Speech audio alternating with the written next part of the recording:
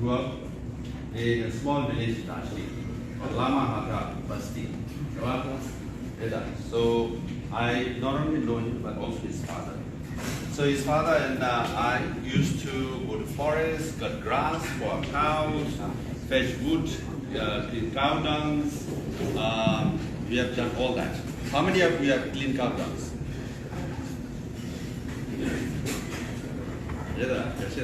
Not many, huh?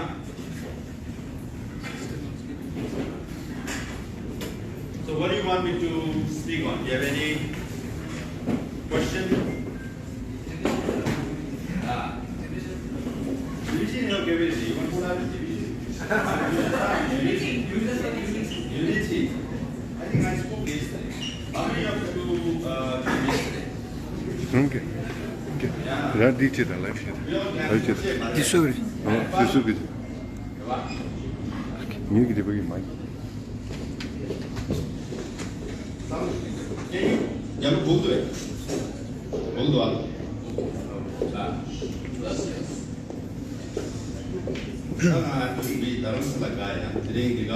I feel so formal here. You all look so casual actually. I think I should have my time. No? No? Better? I think so, yeah. It's stuffy. ACT is stuffy. 간지쇼들이 간단하게 유닛 포스부터 처음에 하고 있어요. Like this is not working.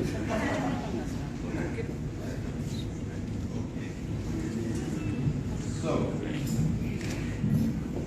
I'm asked to speak on leadership.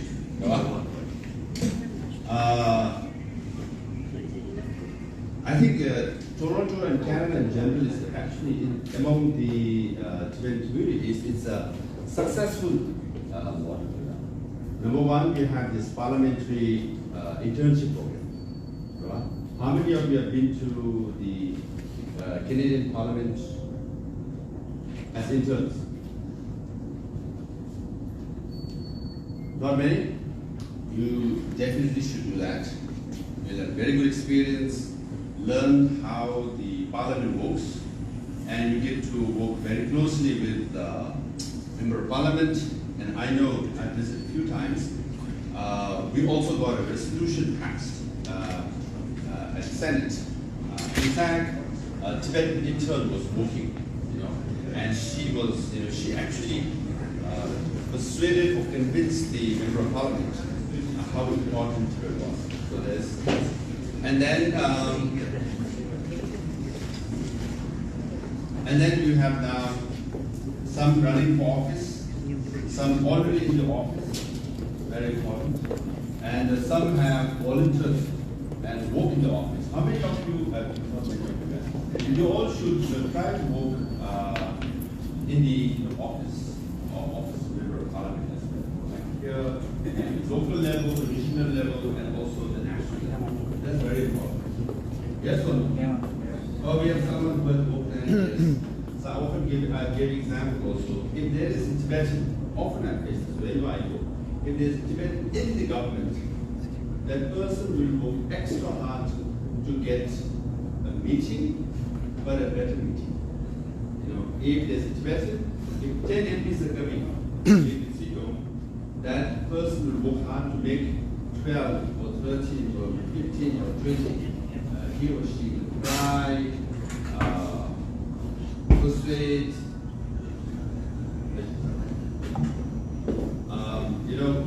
so because as a Tibetan, you have this feeling and you will go extra mile and the meeting becomes more successful. And how many of you are actually interested in supporting the government? She's sitting on the she's interested actually, yeah, she's interested. She doesn't want to she doesn't want to be seen, yeah.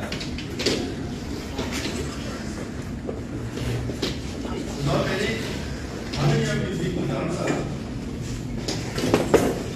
Oh, that's good. That's Sara? Summer camp? Sara? Summer camp? Very good. Now, so there's why Canada is quite a successful, model in that sense. But yesterday I gave in my talk, I mentioned, for example, Israel. Is it a rich country? Huh?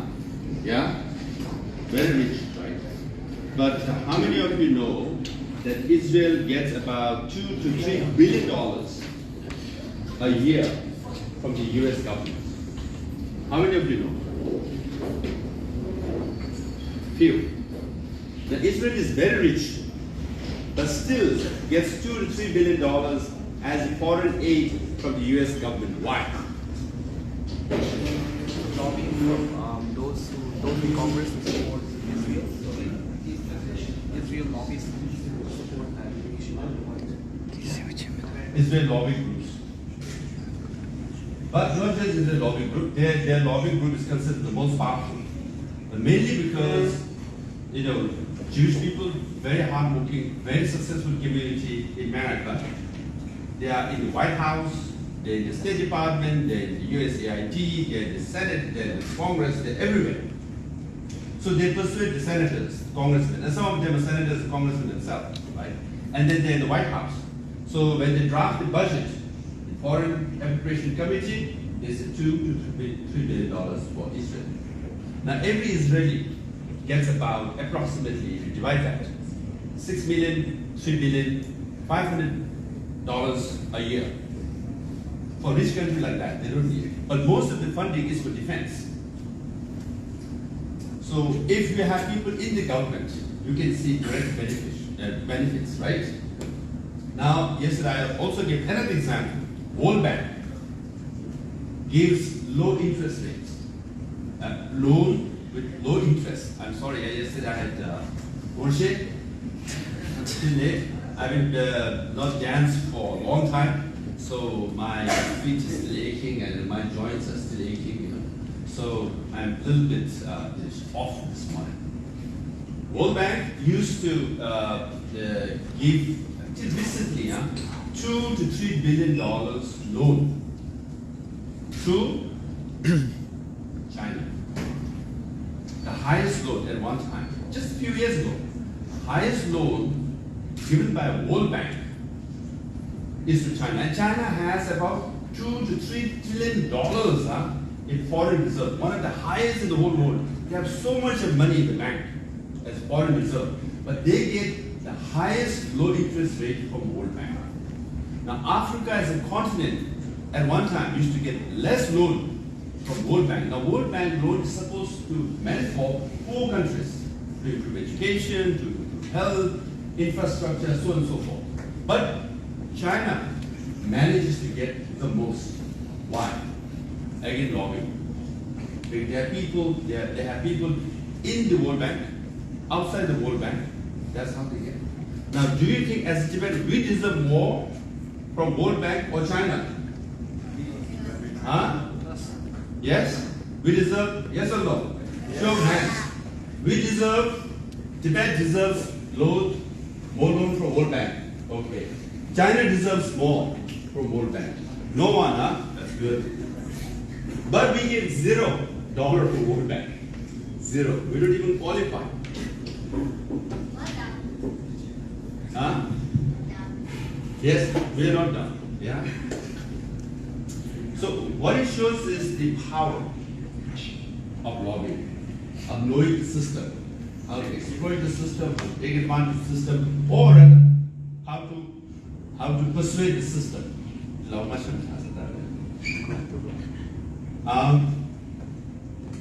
Yes? So how many of you want to join World Bank now? Huh? We need lots of help. Now, United Nations. You all have heard of United Nations? Studied United Nations? Now, United Nations have how many agencies? How many? 15 agencies, of which 3 of the agencies are headed by Chinese officials. Chinese officials. Of the remaining 12, 11 have deputy heads as Chinese officials. United Nations. Now, do we deserve justice or not? And UN is supposed to render justice for people like Tibetans and others, right? But who controls the United Nations? Huh? How? Huh? Because of the economy. Okay, how? Why? Look what China does. That's why I'm saying we need to educate. We have to be smart. They take $2 to $3 billion low interest loan from World Bank. $2 to $3 billion, okay? And China gives donation to United Nations $150 million a year. So number one donor to United Nations is America. Number two used to be Japan. Now, number two is taken by China because they increased the donation funding that they give to $150 million a year.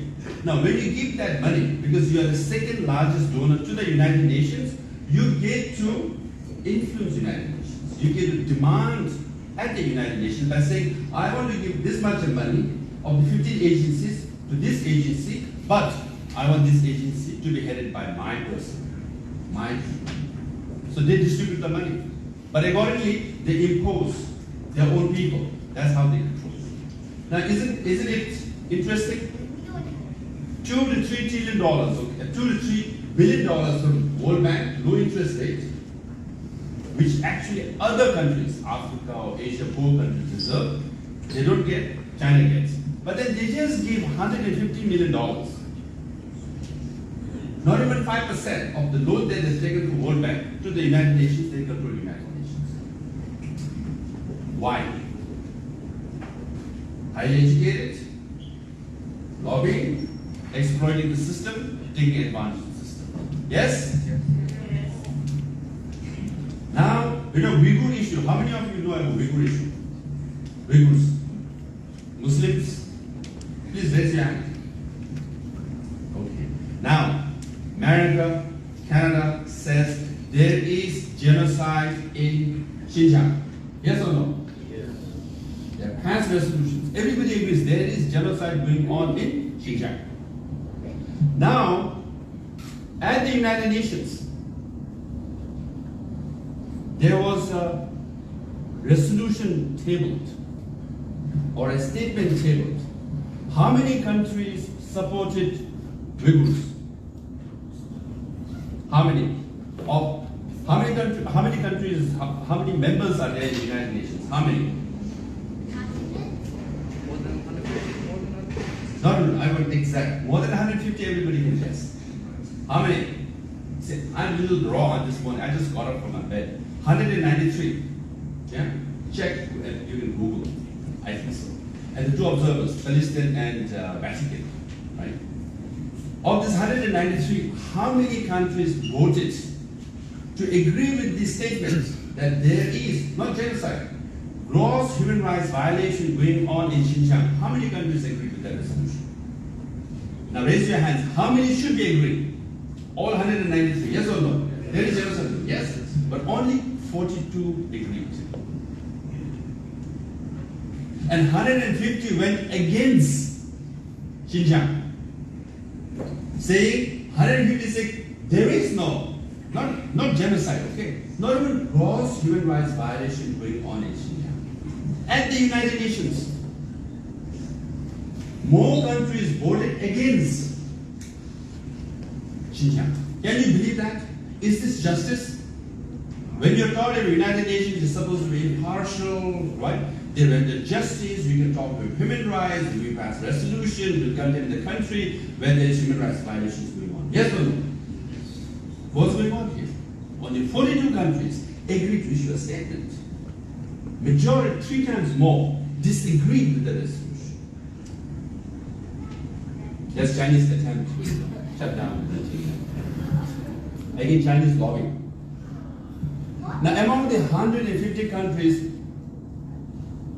majority or Arab countries, Saudi Arabia, where Mecca is, Iran, Iraq, all the Muslim countries. Xinjiang is Muslim? Yes or no? Muslim countries voted against Xinjiang. Why? Well, because those countries also like they support China, they oppose the US, since the US supports the Chinese, oppose the Chinese genocide. There are currently nations who oppose. His point is these countries oppose US, so that's why they are opposing the resolution. But they're Muslims, they're Muslims. Your own fellow people are getting killed. On the issue of Palestine, most of the Muslim countries in the Middle East support the resolution. There is human rights violation going on in Palestine, but not in Xinjiang. Do you want to know a little more detailed answer? Huh? One is when you say Xinjiang and Muslim, they call themselves East Turkestan. East Turkestan of Turkey. So by race they are of Turks, okay, not Arabs. Understood? The Iran, Iraq, Saudi Arabia, all are Arabs. By race they are slightly different.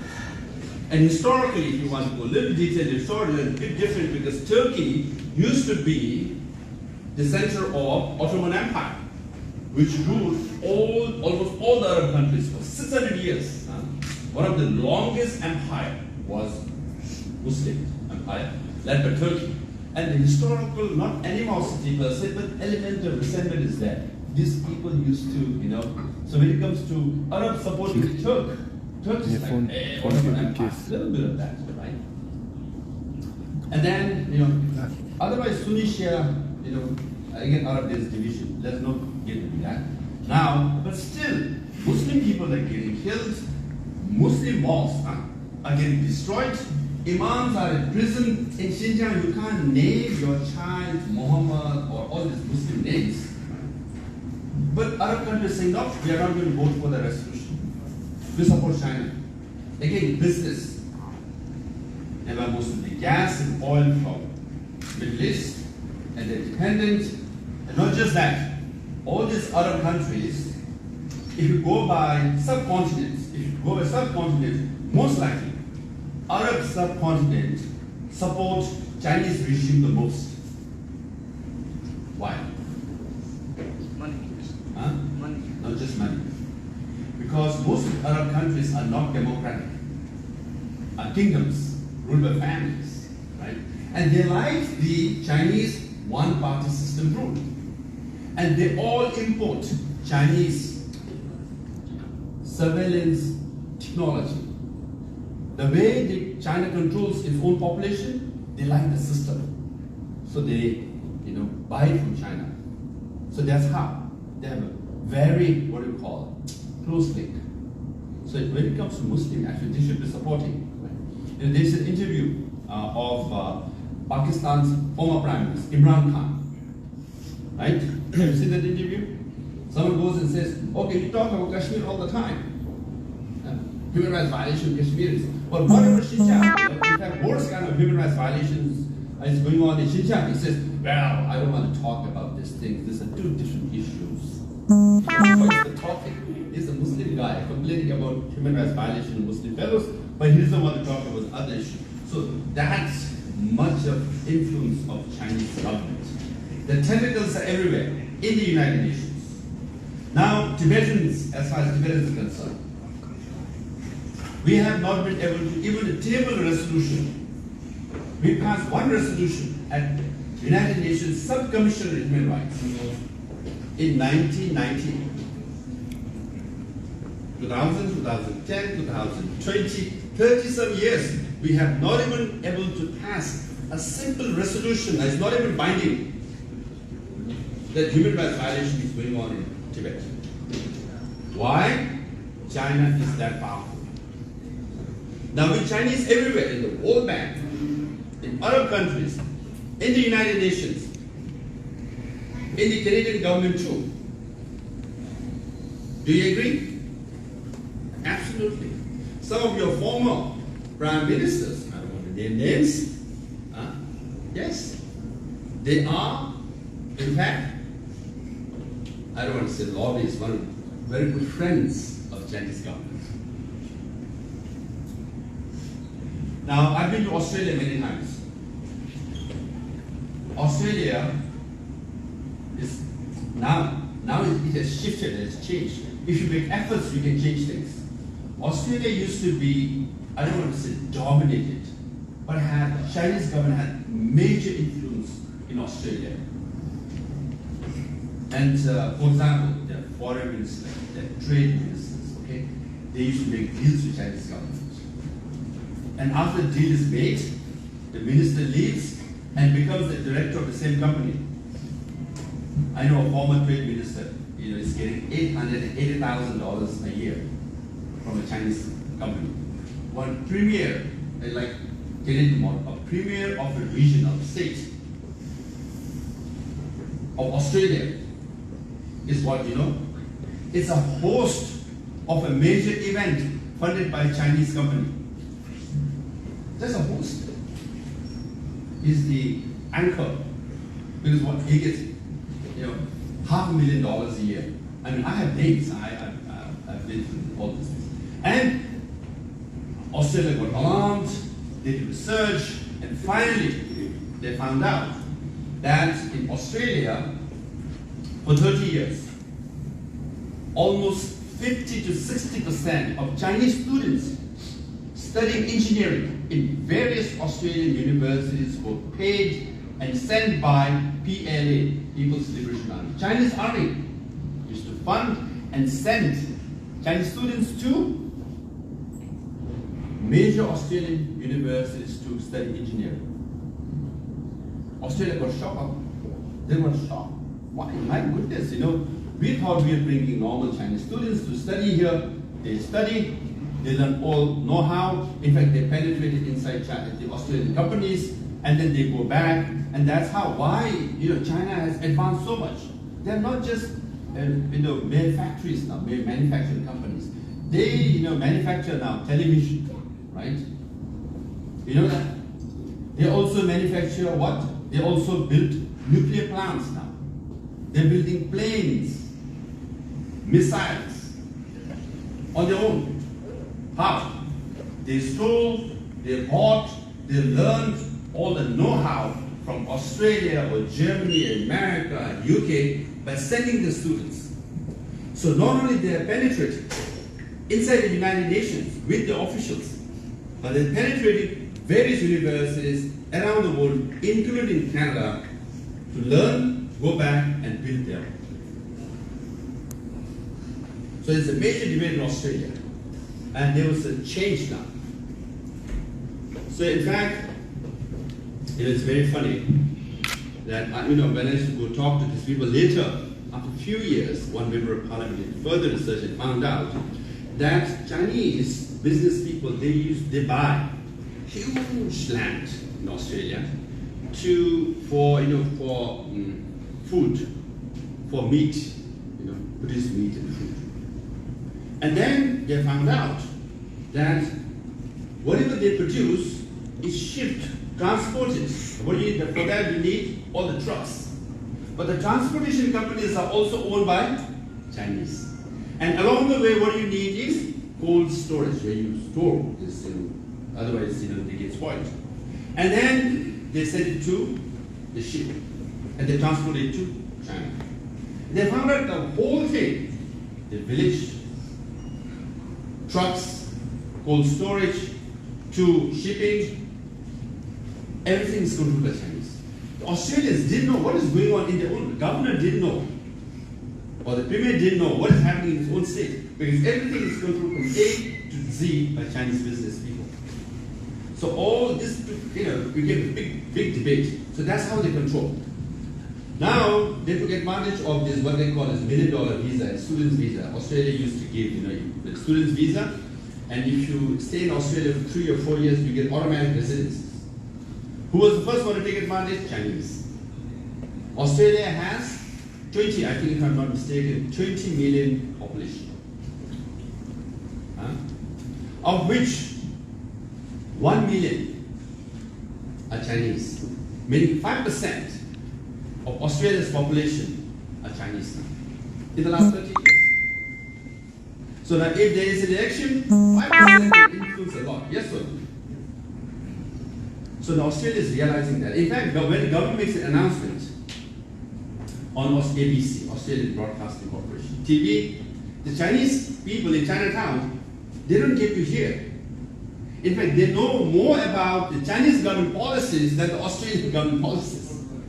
Because the Chinese television, Chinese newspaper, Chinese radio, in all these communities are bought and controlled by Chinese business people supporting Chinese government. Why I'm saying this is, it is also happening in Canada. I don't want to name names. Recently, some newspapers, I've read the news accounts, certain candidates lost election because in that area of Chinatown, they prefer the other candidate. And the influence came through Chinese sources. So now we all are Tibetans. Yes or no? Yes. How many of you have identity crisis? I've received, sometimes I help, I write recommendations for students. They say, but can you help me? I'm very confused. And so, why are you confused? I said, who am I? I'm born in America. My friends are Asians and Hispanic and African Americans, and we are minorities. And then I'm more Asian American, I have very few Tibetans, and so I don't know who am I. Do you go through this? No? Very few though. Some of you do, yeah? Maybe those who come to this group, they don't feel like that. But often we go through this. Because you go to your class, all your friends are Asians, and then you have to talk generic Asian issues. I can't say I'm Tibetan, I hate Chinese. You can't say that, right? Your friends might get offended. You will have Chinese friends, right? And then you have to kind of not self-censor, but tone down who you are to blend in with other Asian friends. Yes or no? You do that, yeah? Or do you say, oh, I'm wearing Tibetan flag, I am Tibetan, be my friends, that's your choice, Take it or leave it. Do you do that? Huh? No, because your generations are very polite, very extra sensitive, no? Yes or no? Politically correct. Yeah. Oh, she's Tibetan. Oh, she's Chinese. I better not say something offensive. But then you just said you are not confused. You know you are Tibetan. If you are Tibetan, you should say I am Tibetan. But you didn't do that, no? Now our generation is very clear. I am Tibetan first. If there's a pyramid, I am Tibetan first, right? Then Asian, maybe I affiliate more with Indians among the Asians, Then I go down the list and Asian, then minority, then American, like that. That's how I think. Is that better? Or you put Asian American first? Huh? Tibetan talk? I don't know. You all join Asian American clubs. Yes or no? You run for position in Asian American clubs. Yeah? But you should do that though. You should run Asian American. You are Tibetan, you are Asian, yeah, you deserve to be there. Through that, you should climb there.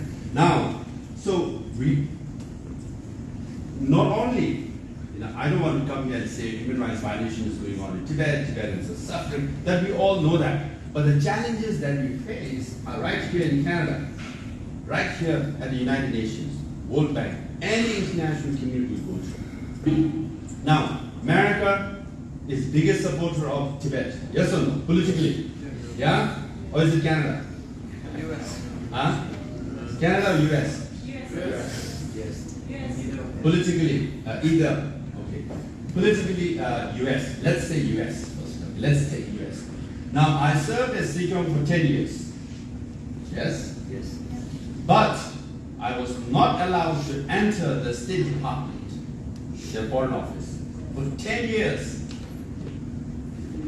America is the biggest supporter of Tibet. Nancy Pelosi, the Honorable Speaker, biggest supporter of Tibet. Yes?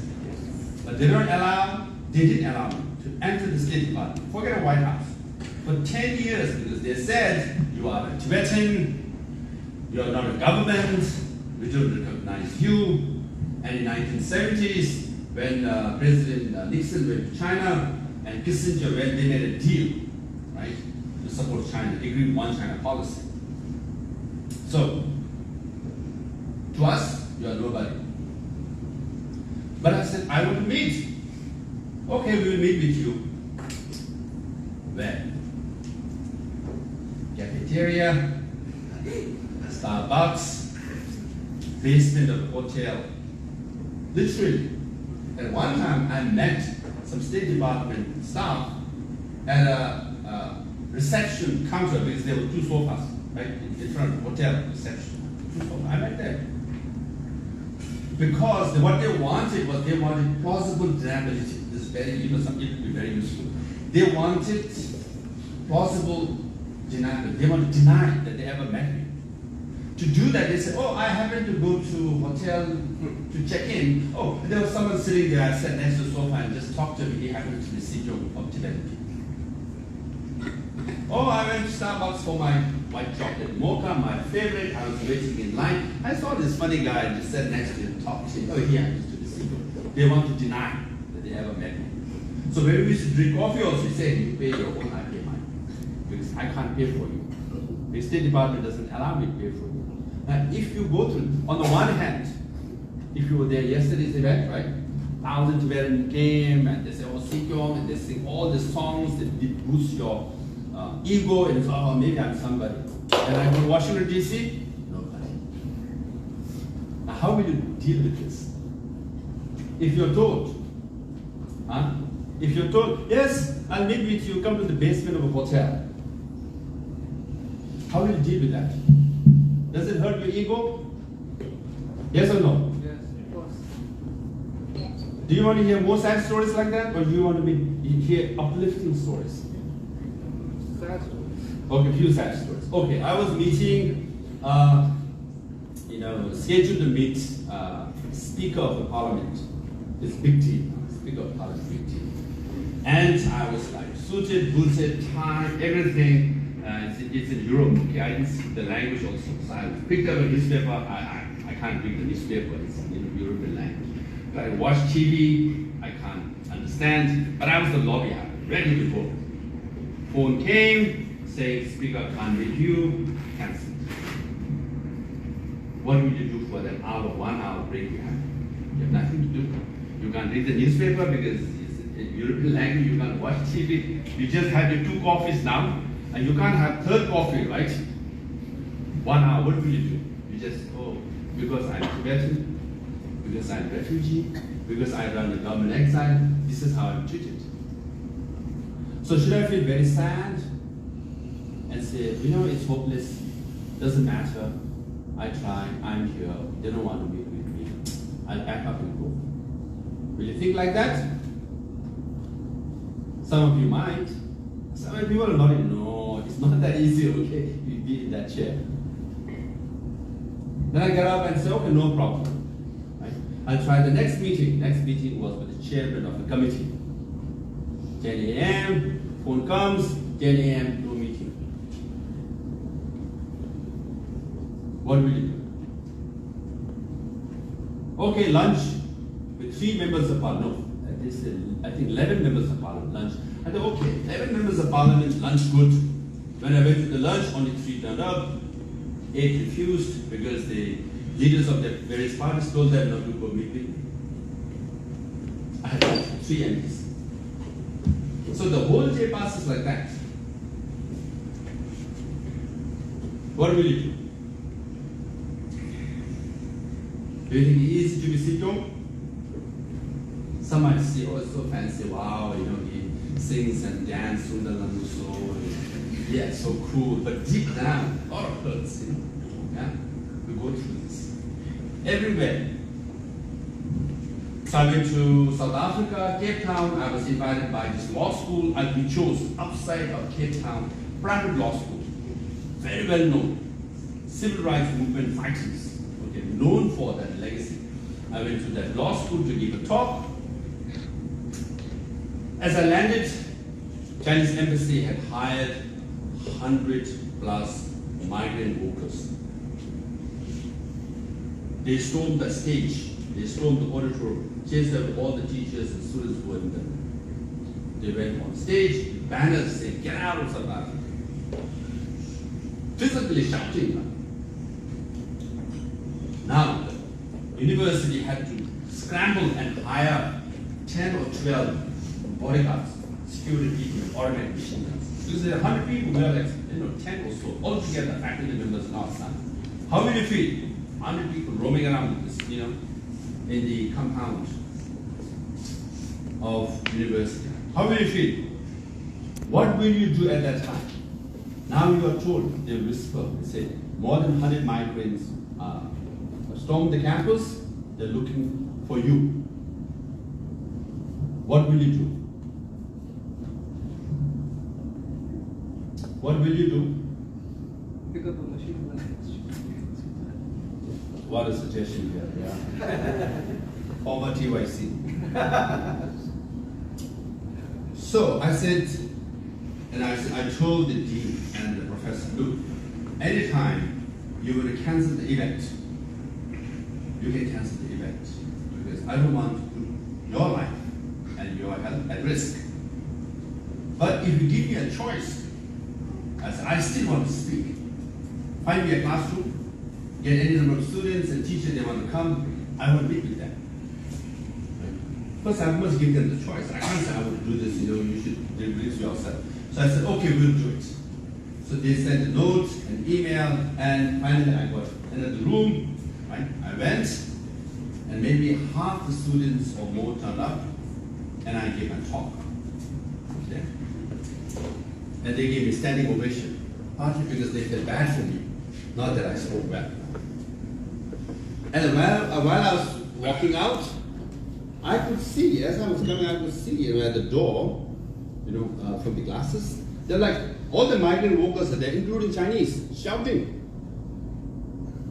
Literally, now, there's no way I can, not get close to it. That's the only door. Right in front, they're shouting. What will you do? Literally shouting now, screaming. So as they opened the door, I could see they have these Chinese-made cameras at me. And they said, oh my goodness, 6 million Tibetans. Our reputation is at stake here. So as I came out, they were literally shouting, I don't know what they're saying, obviously nasty things in Chinese, What I did? I gave a peace sign. Gave a big smile. As I walked towards the car, camera going on, I gave a peace sign and a smile. Because next day, I didn't want a photograph of Sikyong running, just shouting at me, I'm doing like this and running, And they'll be very happy, they'll splash it, just look at this guy running away, right? But literally when you see, at that time, like 30, 40 people were there. So sometimes you get this last minute challenges, right, like that. You have to think. So leadership, examples of talk about leadership, many facets. Right here, University of Toronto, Shimiyu there, others were there organizing it. University of Toronto, 50 or 60 Chinese students came with Chinese flags, singing national anthem outside the auditorium where I was speaking. What will you do? Nudge them a bit. Get out of here, get out. We want to get in. What will you do? So I was inside, I gave a talk. Then later, obviously our students were quite riled up. They said, my goodness, the Chinese are doing it. And I said, why don't you invite some of them inside during Q&A? Let's have interaction. So I think 10 or so came. And we had interaction, discussion. And some of them were applauding later, because our point of view is quite reasonable. Sometimes we can, just chase them away and say they're Chinese, they're shouting at us, let's not talk to them. No, but we must talk to them. Because truth is on our side. If you talk to them, often you can convince them. Not all the time, not all of them, but often you can. So that's the strength of a movement. Okay? So when you see Chinese, of course deep down you are hurt. You are often angry also. But you must say, I must talk to them. I must convince them. And if you convince them, that's a victory for you. When you talk to them, it's a victory for you. You're winning actually. You know that? Because you're making them listen to you. You must take it that way. Not that you run away from it. If you run away from it, they want you to run away. And Chinese government, they want you to run away from Chinese students, the Chinese people. Because less you talk to them, less you convince them. That means there will be less people in China who will know about Tibet, and they will support you. And then at Harvard, I organized 7 major conferences between Chinese scholars and Tibetan scholars and Western scholars. Track 3, diplomacy. From all over China, top scholars used to come. Because we have to have this dialogue. So what else do you want to know? So it's not that easy, huh? And often people say, last time I was, sometimes I give a talk on leadership. They asked me, how do you, leadership in crisis, that was the topic. Leadership in crisis, how to handle crisis if you're a leader. And I said, well, if you want to be a leader, you better handle crisis. That's what they elect you for. If you're not able to handle crisis, you should not be a leader. It's pure and simple. They were like, shocked, what are you talking about? Leadership and crisis. That's what it's for. You are needed when there's a crisis, when there's a challenge. Otherwise, you are not needed. Anyone can solve the issue. So if you want to be a leader, crisis management is key. And you must accept that while being a leader, there will be a crisis, and the issue is how you handle it.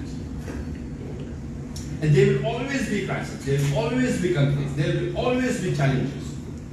And then the best lesson I learned is that as long as it's like a container, as long as you can put the tension and the challenge and all these things within the container, it's okay.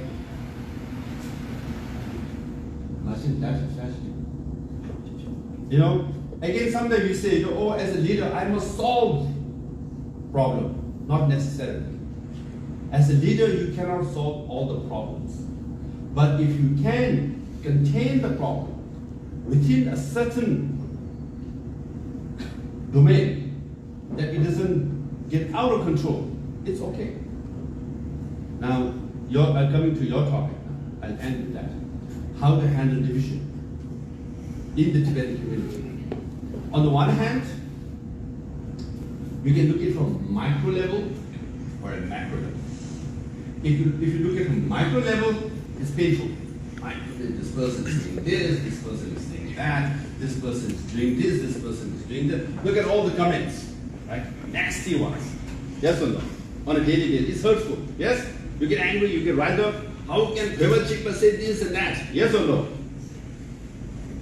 But it's part of the process.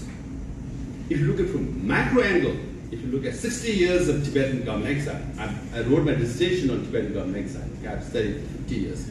We always get excited every 10 years. Something will happen. Major division, major debate, and we go down and we come back. And after 10 years again, we have this one major issue. Everybody talks about it, everybody bicker about it, then after 10 years we forgot and we come up. We've been going through this roller coaster. And that's very normal in any society.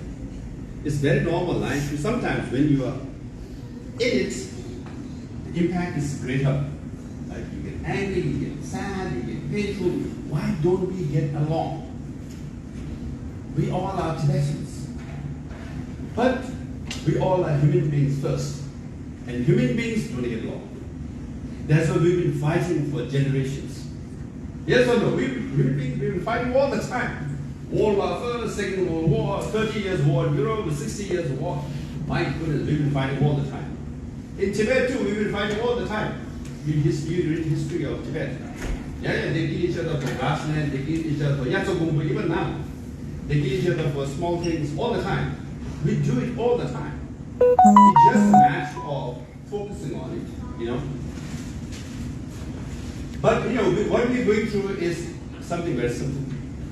We go through it all the time. And then, if I make a shallow point, that's why I said, we need to really get ourselves good education, good exposure, so we become a really sophisticated leaders, sophisticated leaders.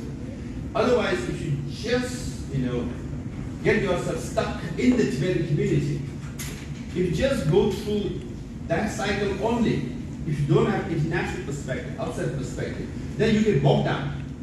You get bogged down. You must come out of it. And you must understand that every movement, every freedom struggle go through it. You just read of Martin Luther King. He went through a lot of struggles with him. Civil rights movement. You read about Gandhi, India's freedom movement. Gandhiji, everybody knows Gandhiji, right? He went through a lot of problems. Of course, Gandhiji is called the father of India, Indian nation. Yes? Yeah? But actually, if you actually read history of freedom movement, Gandhiji was somewhat sidelined by 1930s. Yeah, he was sidelined. He didn't have power. Ultimately, he wanted Jinnah to be the Prime Minister of India. He told Nehru to give the position to him so that Pakistan and India can be one, united India. That was his goal, that was his vision, Gandhiji. But no one listened. Nehru became Prime Minister of India, and partition happened. Jinnah became Prime Minister of Pakistan. And what was Gandhiji doing on the day of India's independence? Do you know? Huh? He was sitting on hunger strike in the neighborhood of Calcutta, Muslim neighborhood Calcutta, saying, you guys didn't listen to me, now we're killing each other. So Gandhiji was helpless and powerless in 1947. So, we all know about Gandhiji. That's why I give you an example of Gandhiji. Okay? If you want to know about Martin Luther King, if you want to know about Nelson Mandela, right? He was also sidelined. All the great leaders, they go through this. All the societies, they go through this. Martin Luther King gave a speech of, I have a dream, and then civil rights movement succeeded. No, he went through all, civil rights movement go up and down, up and down. They went through a roller coaster.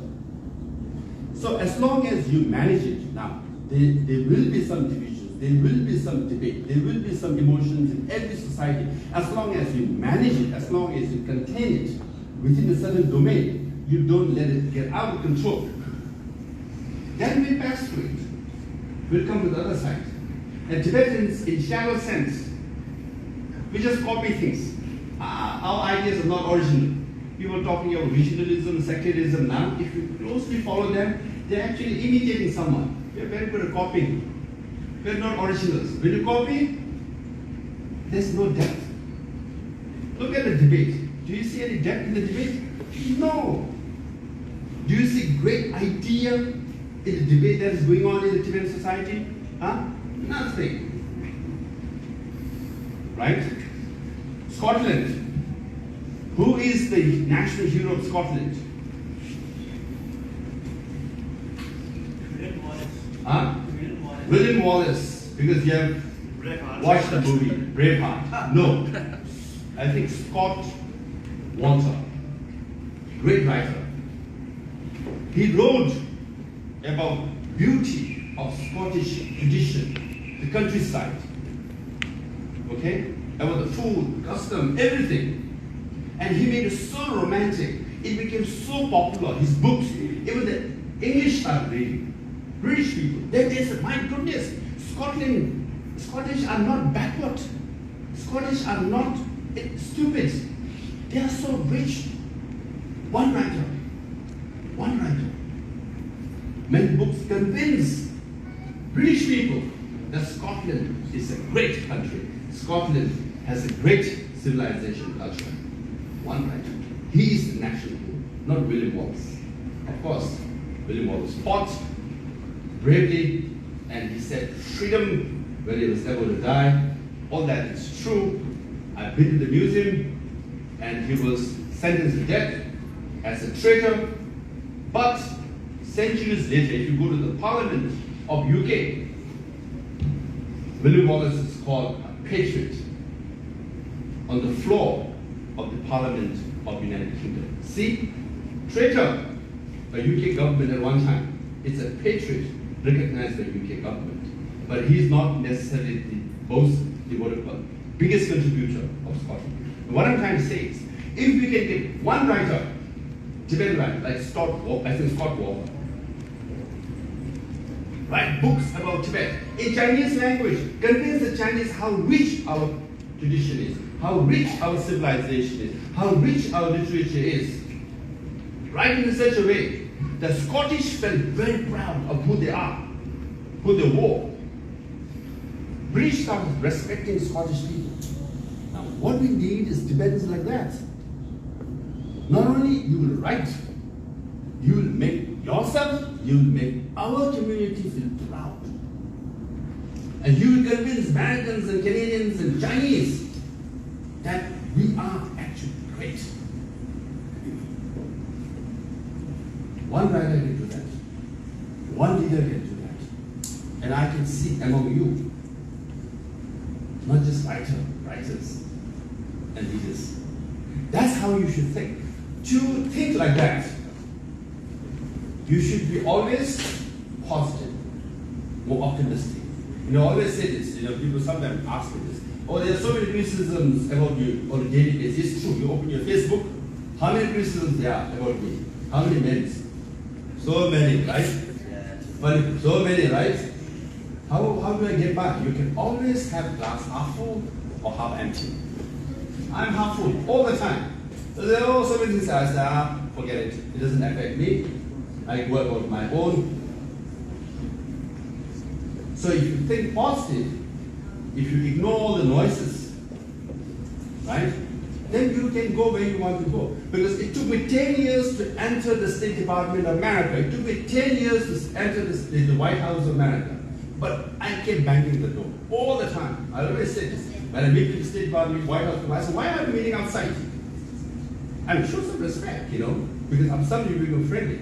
So, what is this? Why do I have to meet outside all the time? In cafeteria, in a restaurant, in a hotel, you know, lounge, and why? They said, no, because you're a government exile. I said, don't give me the rubbish. Syria, after the war, former government exile.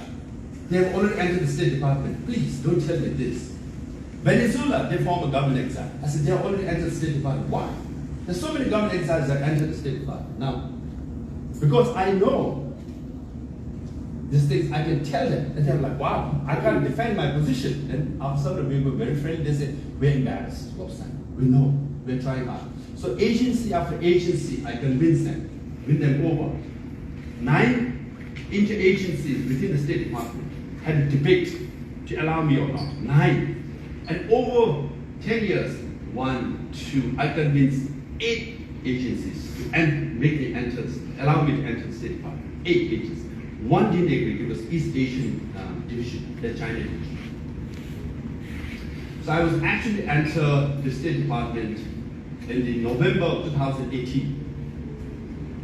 Tomorrow, 9:30, I was enter. Everybody agreed. Last minute at 5 o'clock, the what they call EAP, East Asian Program, objected. And because I have so many friends, someone actually went to meet the Secretary of State to say 8 agencies have agreed to allow Sikyong to enter the State Department. Why don't we do this? And the Secretary of State said, well, you know, I will be the bureaucrat or the bureaucracy to decide. So he didn't overrule the bureaucracy. I couldn't enter. But then it took me like 2 years later, October 2020, I entered the State Department.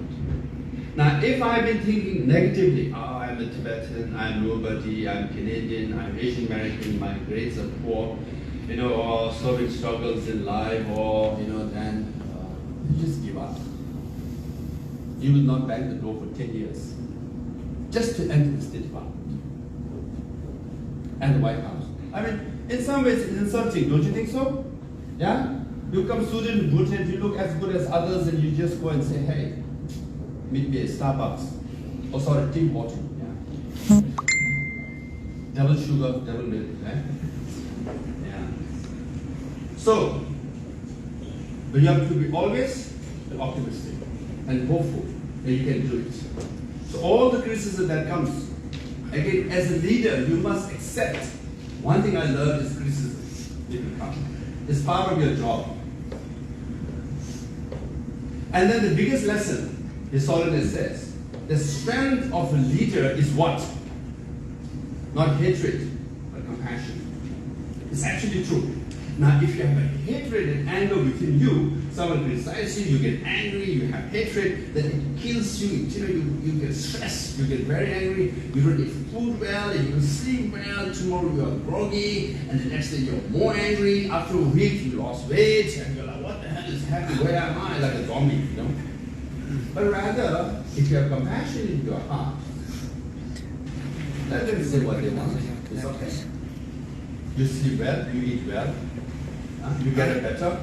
And he's already said, actually, compassion is the biggest tool to defeat your enemy. Because they said, yeah, logically, it's always get very excited. Enemy wants to provoke you, make you angry, make you feel. So if it provokes you, you get angry. He's very angry, he's very happy. Wow, I said something nasty things. He's all right up now, right? And then tomorrow you're all right up and you're more angry and you say something, something stupid and it's blown out of proportion, social media, everybody makes meme about it, everybody criticizes you and you're more angry. And after something, you bust out saying something nasty. Right? Yeah, and it's like, gotcha, I got it. Yeah? But compassion, he says nasty things, smile. My God, I said something very nasty. He said, more nasty thing. Big smile.